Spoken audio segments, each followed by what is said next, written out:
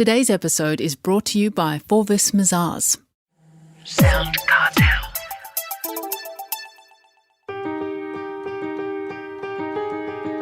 From SoundCartel, I'm Nicole Goodman, and this is Business Essentials Daily.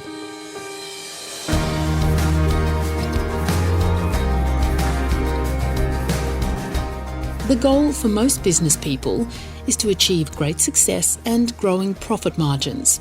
Crucially though, you need the ability and confidence to ask for what you want. Glin Bayley is a negotiation specialist who outlines practical deal-making skills in her book, The Negotiation Playbook. As she explains in a moment, to be a successful negotiator, you need to keep your emotions in check, use the right words and phrases, and pay attention to your body language. First, Chris Ashmore wants to know how important negotiation skills really are in business, and Glyn responds with her own question to Chris. Let me ask this question. How often do you have conversations in which you are trying to reach an agreement? Every day, all the time, I think. Indeed. So that's how important negotiation skills are, because negotiation is ultimately the art and science of having a conversation to reach an agreement. So I would say highly important, because we're doing that every single day, whether we realise it or not. What makes a good negotiator? Do you have to be a certain kind of person? No, I think you need to be open to recognising that it's a skill that needs developing. So it's not an automatic gift that everyone's born with. Some have a more natural tendency than not. But I think what makes a good negotiator is broken down into sort of 5 keys, if you like. One is identifying your value and the value the other party brings to the table. Because if you understand what value is, first and foremost, and it's different to price and cost, then you can understand how best you can exchange the value that both parties have. The second thing is analysing data. And I know that might conjure up a lot of different images for some people, and the word data might make you uncomfortable. But data is really 2 sources. It's people will give you information, or published sources will give you information. And we can learn a lot about the context in which we're negotiating and what people need or what their interests are when we analyse what data we have available. And I don't think we spend enough time doing that. The third one is just understanding your leverage, and that's really understanding where the power balances lie, what you have to exchange, and where you've got more leverage than the other party or vice versa, so that you're not caught out by a situation where you actually have very little leverage and power and you're trying to negotiate for more than what's actually available for you in your context. The fourth key, I should say, to being a great negotiator is embracing being uncomfortable, because if you're going to get more than what you need, which is what we should be striving for, because we never know where their opportunity is, it's going to require us to step out of our comfort zone and ask questions that uncover information that allows us deeper into someone else's head and extract information that allows us to get more value. That's not always comfortable. And we're often worried about whether we would devalue ourselves in the process of seeking to find value outside. And so that fear of devaluing ourselves stops us from getting into that discomfort. And the final key is about executing the plan. And what that really involves is recognising, 1, you need a plan. 2, you've got to be prepared. And 3, as I said before, negotiation doesn't begin at the table. It starts before that. So it's everything you've got to do to set the scene, design the deal before you get to the table, then what you do at the table, and then how you implement and integrate the deal you've agreed post the table. When it comes to actually getting down to the nitty-gritty of a negotiation, people on the other side, and particularly if it's quite an important deal, let's say, that you're doing, your emotions, can they affect the deal? How do you keep your emotions in check?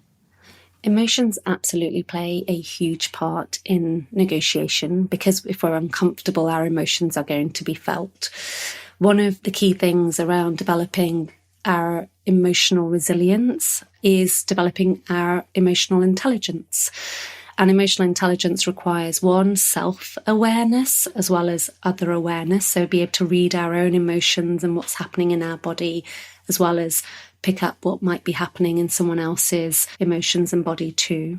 But not only just the awareness, but then the regulation. So practicing the ability to regulate our emotions when we're being triggered.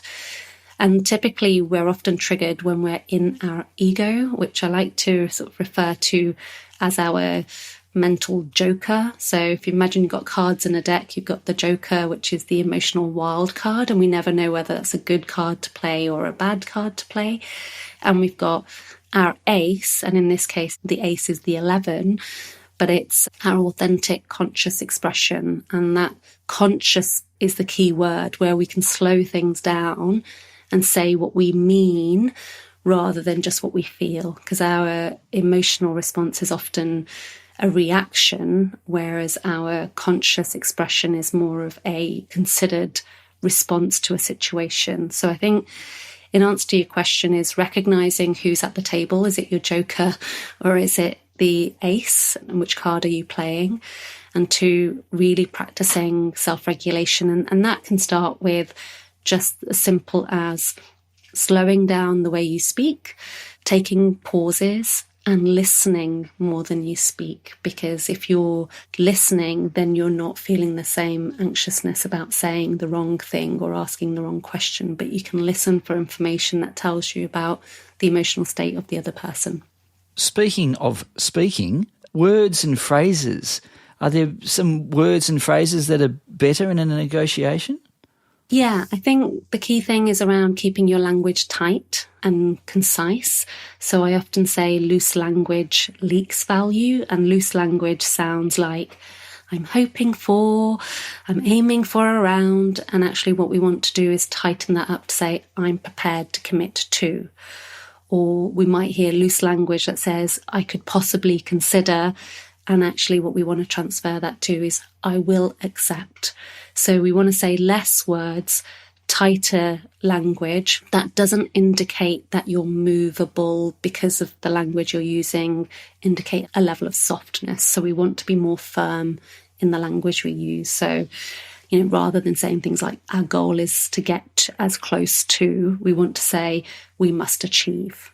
So when we say must, need, and I will accept, it indicates to the other party that you may not be movable and that your conditions are firm. Doesn't mean you aren't movable, but it encourages the other party to have to work harder to move you rather than you moving yourself. And what about body language? How important is that?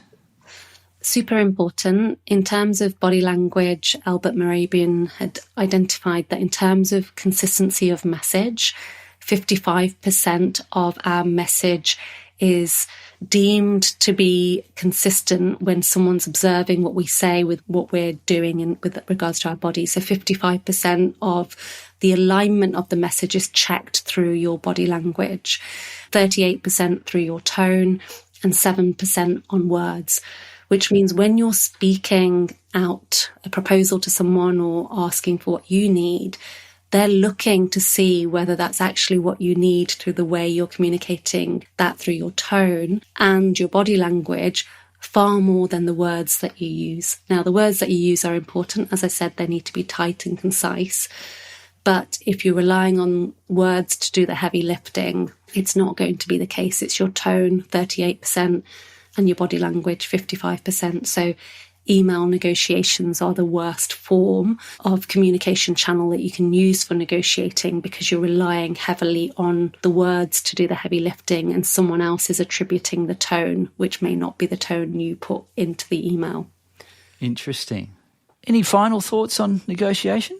I think the biggest one for me, and it's what I sort of speak to in the book, is don't think of negotiation just as something you learn to do. See negotiation as something that allows you to become a better version of you. Because if you learn how to negotiate effectively, one, it will make you more confident in asking for what you need in any situation. 2, it allows you to be more capable of influencing and persuading others to create value with you and give you more of what you want and need. And 3, it allows you to manage your emotional state more calmly. So if you're ever in a conflict situation, negotiation skills actually allow you to keep yourself emotionally regulated and calm and learn how to de-escalate emotion out of someone else so that you can actually create a more positive outcome rather than a conflict situation escalating further. So I would say look at it as something that's going to add value to your wallet, but it's also going to add value to who you are as a person. And I think that's a great reason to get your skills developed in this space. That was Glin Bayley, negotiation specialist and author of the Negotiation Playbook.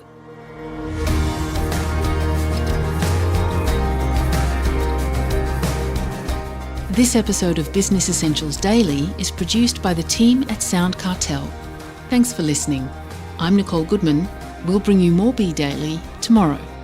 Follow at BE Daily Podcast across social media and head to bedaily.com.au for more from the Business Essentials Daily podcast. SoundCartel. This episode was brought to you by Forvis Mazars. To find out more, visit forvismazars.com/au. That's FORVISMAZARS.com/au.